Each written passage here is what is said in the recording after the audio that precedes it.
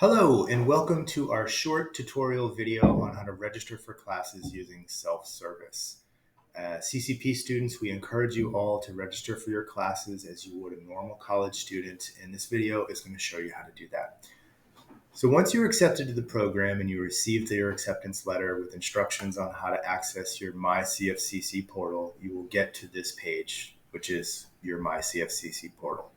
On the left-hand side, we will see the Launchpad area with a bunch of important tabs. We're going to focus on self-service today. So you will click your self-service tab, and within self-service, you're going to click Student Planning. Now, this is the tab that you will use to register for your courses. Registration is a two-step process, which you can access by clicking each of these links. So the first step is where you're going to view your pathway and select the classes you want to take and find sections of those classes you want to plan. Once you do that, you need to come back to student planning and select this second tab to actually register for your courses. So it's a two-step process that isn't complete until you do both steps. So just try to be mindful of that. So we're going to start by looking for classes by clicking the View My Progress tab. It's going to take you to your pathway here. We can see that this student is a college transfer pathway associate in arts. So when you scroll down, you'll see all the courses that are in this pathway that you can take. And we can see that this student hasn't taken any courses yet. They're all wide open, which is great. There are credit limits within each of these requirements that you have to adhere to. We do have another video on pathway compliance. If you want to make sure you're not taking courses that are out of pathway, you can check that out. But today we're just going to focus on registration. So let's say I'm a hypothetical high school student in the CCP program, and I want to take English 111 in the fall. Select that English 111 course. And this is where it shows you the course in general. So like English 111, there's probably 100 different sections of this class, but this is just a description of the course in general and the outcomes of the course. So you can, if you have any questions about what a course is going to cover, this is where it will give you a little description. If there's any prerequisites that need to be met, they'll be listed here. This particular class, your CCP enrollment is going to cover these prereqs, so you don't have to worry about that. And so we need to find a specific section of the class to take. Now, one thing students often do that's a little misleading is they click this Add to Course Plan. That is not going to register you for classes. That's just going to put this general course, English 111, into your planner, and it's not going to really do much for you. So I just ignore this button that says Add Course to Plan, and we're going to actually use some filters to kind of narrow down the actual specific section we want to take. So first off, you got to select the semester you're looking for. So let's say we're looking for fall 2023. Then we want to find a location for the course. So we offer courses in our Surf City campus, Burgaw, North campus. We have many, many online courses, and then we have our downtown Wilmington campus. So for this class, let's say I want to take it online. I'm going to click that tab. And then over under the English 111, we're going to click the View Available Sections tab. And this is where all the different sections of the course are going to populate. And we can see that there are many, many, many of them to choose from. So a couple things I want to point out to you when you're looking at this page is the first thing you want to look for is availability. So in this column here for seats, the first number in this set of three numbers indicates how many seats are available in the class. So we can see with this first one, there's only one seat left in the class. This second one, there are 0 seats, so we can't register for that class. And you can just go down and see what that looks like. This is pretty late in the semester, so many of these courses have already filled or are filled. The other thing I want to point out is some of them you'll notice end in a letter like a K or an A or a Z. This indicates that it's a shorter session. So the normal full semester sessions are 16 weeks. Some of these letter sessions are, 12 weeks, like a K session is 12 weeks and a or an A session is only 8 weeks. It's the same amount of work that's put into a shorter time frame. So we just be mindful of that. If you want to take a shorter session, you should maybe talk with your counselor or your career coach about that, what that might look like. But we try to steer students to taking the full 16-week session. So the ones that don't end in a letter. So we can look and see, get a little bit of a heads up on the course by clicking the details here. We'll just look at a few just to kind of shop around a little bit. Okay.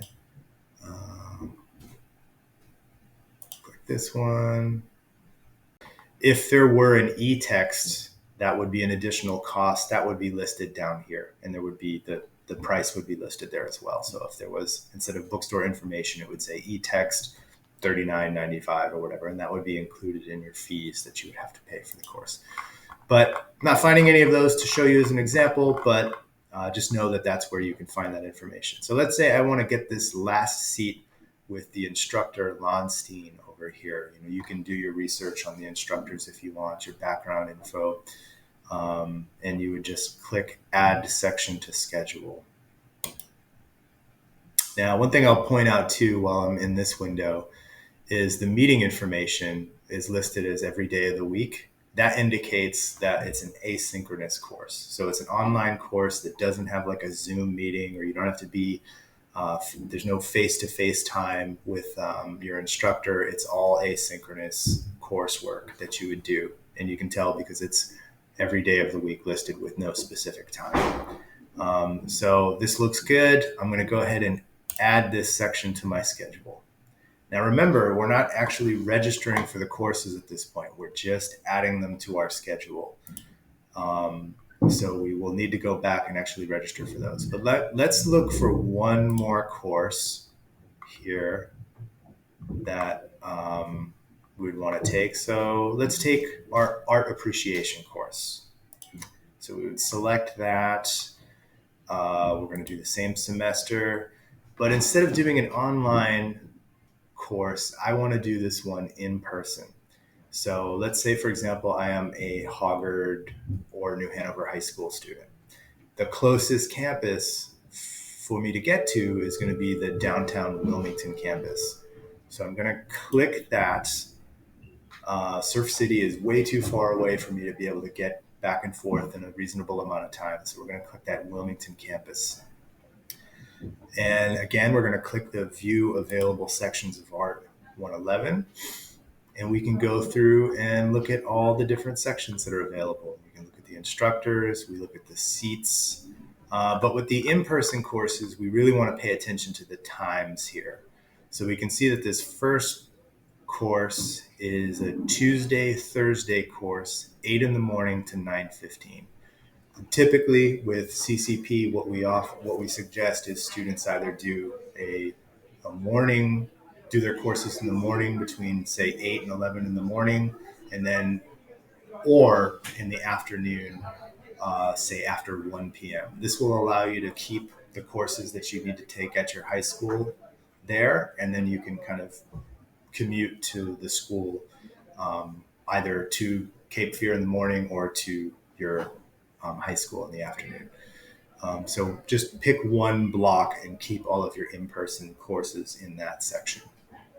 So I have a couple afternoon courses at the high school I'm going to. So I'm looking for morning sections that end before 11 a.m. This one looks great to me. So I'm going to go ahead and add that to my schedule. Okay, so I've selected 2 courses. Now I need to go back to my student planning tab and click Plan Your Degree and Register for Courses. And when you do this, it's going to take you to a page that looks like this. So when you click Plan My Degree and Register for Classes, this is what you're going to see. You can see on the left-hand side, there are the courses that you've planned. You can tell they're planned because they're in this beige band of color here that says planned. That means that we are not registered for these courses and that we need to register for them while they're just planned at this point. You'll also notice this calendar section in the middle here. Any in-person or synchronous courses that are happening here will populate on this calendar. Any asynchronous online courses will not populate here because there's no meeting times. So even though we don't see that English 111, that doesn't mean it's not a course you're going to take. So unfortunately, in the test module I'm using for this demonstration purpose, it doesn't have the blue registration button that is going to be right here. It's a big blue button that says register, and it would be near each of these courses. And there would also be, where this says removed planned classes, it would have a giant register for all courses button there that you could press. So if you press this, it will register you for all the courses at once, or you can go in and individually register for your courses here. And once you do register, this beige band will turn green, and the word planned will turn to registered. So it's very, very obvious when you complete this process, because this turns green and it says registered for classes. So until you see that, you have not completed the process. So make sure you get there before you finalize in your brain that you finished the process. Because we don't want to have a situation where on the first day of classes, you're contacting your career coach saying, oh, I thought I had signed up for Art 111 and it had just been planned, not actually registered for. And there would be nothing we could do at that point to get you in the course if it's filled up.